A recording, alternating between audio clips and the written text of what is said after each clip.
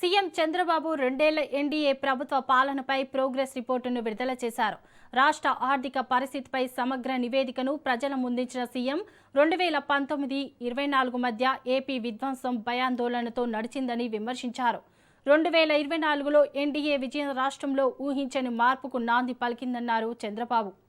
అధికారంలోకి వచ్చిన తర్వాత 7 శ్వేతపత్రాలు విడుదల చేశామని తెలిపారు. ఎనర్జీ, అమరావతి, జలవనరులు వంటి రంగాలపై ఇప్పటికే ప్రోగ్రెస్ రిపోర్టులు ఇచ్చామని చెప్పారు. సమర్థవంతమైన పాలనకు భోగాపురం అంతర్జాతీయ విమానాశ్రయం ఒక ఉదాహరణగా పేర్కొన్నారు. ఉత్తరాంధ్ర అభివృద్ధికి ఇది గేట్వేగా మారుతుందని తెలిపారు.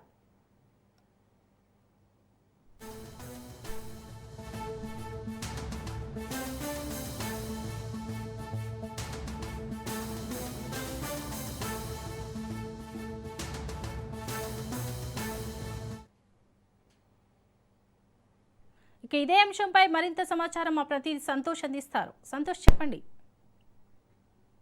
కూటమి ప్రభుత్వం అధికారంలోకి వచ్చి 2 సంవత్సరాలు పూర్తి చేసుకున్న అనంతరం కూడా ఈ 2 సంవత్సరాల్లో ఆర్థిక వ్యవస్థ ఏ విధంగా గాడిన పెట్టడం జరిగింది అంటూ కూడా సీఎం చంద్రబాబు నాయుడు ఈ రోజు శ్వేతపత్రం అనేది కూడా విడుదల చేయడం జరుగుతా ఉంది. ఏదైతే కూటమి ప్రభుత్వం అధికారంలోకి వచ్చిన అనంతరం కూడా వెంటనే 7 శ్వేతపత్రాలను అయితే విడుదల చేయడం, దీనిలో భాగంగా ఒక ఆర్థిక వ్యవస్థ సైతం కూడా స్టార్టింగ్ లోనే విడుదల చేసినటువంటి పరిస్థితి. అంటే 2019-24 ఆర్థిక పరిస్థితి ఏ విధంగా ఉన్నది, అదే విధంగా కూటమి ప్రభుత్వం అధికారంలోకి వచ్చే నాటికి అప్పుల పరిస్థితి ఏ విధంగా ఉంది, రాష్ట్ర జీడిపి ఏ విధంగా ఉన్న దానిపై అయితే కనుక ఇచ్చినటువంటి నేపథ్యం. మరోసారి అయితే కనుక ఈ 2 సంవత్సరాల పాలన పూర్తి చేసుకున్న తర్వాత ఎంత గ్రోత్ అనేది కూడా పెరిగింది అన్న దానిపై అయితే కనుక సీఎం చంద్రబాబు నాయుడు ఈ రోజు శ్వేతపత్రం అనేది కూడా రిలీజ్ చేసినటువంటి నేపథ్యంలోనే అయితే గతంలో ఏదైతే 2019-24 వరకు కూడా ఆ వ్యవస్థ, ఆర్థిక వ్యవస్థ ఏ విధంగా లోటు ఉంది, అదే విధంగా అభివృద్ధి లేకుండా ఏ విధంగా కుంటుపడింది అన్న దానిపై అయితే కనుక చెప్తూనే ఈ యొక్క 2 సంవత్సరాల పాలన కూటమి ప్రభుత్వం అధికారంలోకి వచ్చిన తర్వాత డబుల్ ఇంజిన్ సర్కార్ తోటి ఏ విధంగా ముందుకు తీసుకెళ్ళాం. అంటే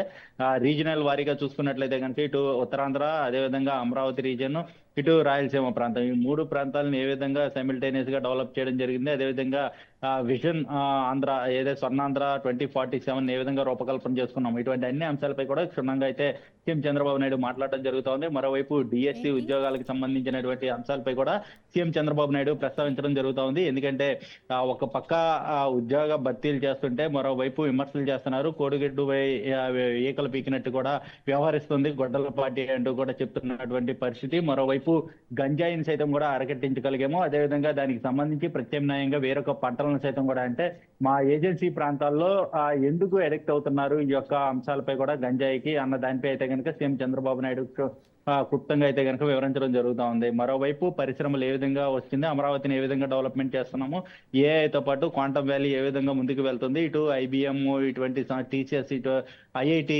సంస్థలతోటి ఏ విధంగా ముందుకు తీసుకెళ్తున్నాం ఈ క్వాంటమ్ వ్యాలీతో పాటు, అదేవిధంగా ఉత్తరాంధ్ర భోగాపురం ఎయిర్పోర్ట్ ని సైతం కూడా ప్రారంభించిన అనంతరం కూడా ఉత్తరాంధ్ర రెక్కల ఏ విధంగా మారింది, అదేవిధంగా దానికి సంబంధించి ఇటు వైజాగ్ లో డేటా సెంటర్స్ కావచ్చు, ఐటీ కారిడార్ కావచ్చు, పోర్ట్స్ డెవలప్మెంట్ కావచ్చు, ఏ విధంగా జరిగింది అన్న దానిపై అయితే కనుక సీఎం చంద్రబాబు నాయుడు వివరించడం జరుగుతూ ఉంది. అయితే ఇవన్నీ డెవలప్మెంట్ జరుగుతూనే మరోవైపు ఏ విధంగా గ్రోత్ అయింది, జీడిపి గ్రోత్ ఏ విధంగా పెరిగింది, అదే విధంగా ఆదాయం, ప్రభుత్వానికి ఆదాయం ఏ విధంగా వస్తుంది అన్న దానిపై అయితే కనుక వివరించడం జరుగుతోంది. మరోవైపు కేంద్రానికి సంబంధించినటువంటి నిధులు రాష్ట్రానికి ఏ విధంగా వస్తున్నాయి, అదేవిధంగా సంక్షేమానికి ఎన్ని లక్షల కోట్లు ఖర్చు పెట్టాము, ప్రతి పథకానికి ఎంతెంత ఖర్చు పెట్టాము అన్న దానిపై అయితే కనుక సీఎం చంద్రబాబు నాయుడు వివరించడం కూడా జరుగుతోంది. ఏదైతే గత ప్రభుత్వంలో చూసుకున్నట్లయితే కనుక ఈ యొక్క కేంద్ర నిధులు సైతం కూడా పక్కదారి పట్టించారు, దానికి సంబంధించి కొన్ని నిధులైతే కనుక అలాగే ఈ యొక్క అకౌంట్ లో ఉండిపోవడం, దానికి సంబంధించి కేంద్రం సైతం కూడా ఈ యొక్క అంశాలను అయితే కనుక ఒక చట్టాన్ని తీసుకురావడం, పక్కదారి పట్టించేటువంటి అంశాలన్నిటి కూడా కేంద్రం దృష్టిలో ఉన్నటువంటి నేపథ్యం. మరోవైపు ఈ యొక్క రాష్ట్రంలో సాగునీటి అంశాలు,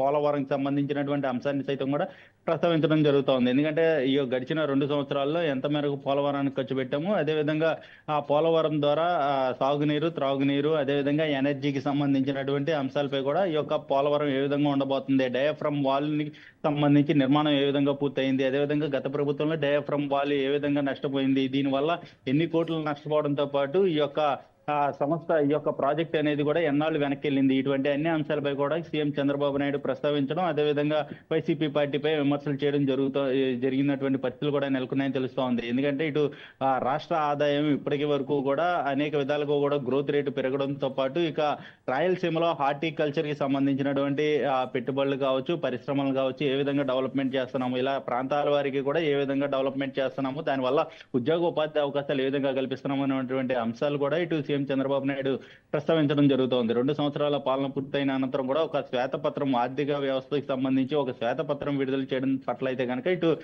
ప్రభుత్వ వర్గాల నుంచి కూడా ఒక విధానాన్ని అయితే కనుక అమలు చేస్తున్నారంటూ కూడా చర్చ జరిగినటువంటి పరిస్థితులు కూడా కనబడతా ఉన్నాయి. ఎందుకంటే పారదర్శకత పాలనతో పాటు సంక్షేమ అభివృద్ధి అంశాలపై అయితే కనుక ఆర్థిక వ్యవస్థ అనేది కూడా ఎంతో కీలక భాగం ఉన్నటువంటి నేపథ్యంలోనే ఇప్పుడు దీనికి సంబంధించినటువంటి శ్వేతపత్రం విడుదల చేయడంతో ఇక రాష్ట్రంలో మరిన్ని రాబోయే సంవత్సరాలు, అంటే రాబోయే కూటమి ప్రభుత్వంలో కూడా మరింత వేగంగా అయితే కనుక పాలన చేయబోతుందంటూ కూడా ఇటు సీఎం చంద్రబాబు నాయుడు ప్రస్తావించడం జరుగుతా ఉంది. ఏదేమైనప్పటికీ ఈ 2 సంవత్సరాల పాలన అనంతరం కూడా ఇటు కూటమి ప్రభుత్వం ఏ విధంగా చేసింది, గత ప్రభుత్వం ఏ విధమైనటువంటి నిర్వీర్యం చేసింది, వ్యవస్థలన్నిటిపై కూడా ఇటు పూర్తి స్థాయిలో అయితే విమర్శలు చేస్తూనే కూటమి ప్రభుత్వం సాధించినటువంటి లక్ష్యాలను సైతం కూడా ఈ యొక్క పవర్ ప్రజెంటేషన్ ద్వారా అయితే కనుక తెలియజేయడం జరుగుతోంది. మొత్తంగా అయితే కనుక ఈ యొక్క ఆర్థిక వ్యవస్థ గాడిని పెట్టి ఏదైతే రాష్ట్రంలో గత ప్రభుత్వంలో అట్టడుగు ఉన్నటువంటి రాష్ట్రాన్ని మొట్టమొదటిసారిగా తీసుకురావడం, అదేవిధంగా ఇంకా అమరావతిని పూర్తి స్థాయిలో డెవలప్మెంట్ చేయబోతున్నాము, అదేవిధంగా అమరావతిలో ఎయిర్పోర్ట్ కావచ్చు, ఇటువంటి అన్ని కీలకమైనటువంటి ప్రాజెక్టులన్నీ కూడా ఇటు అమరావతిలో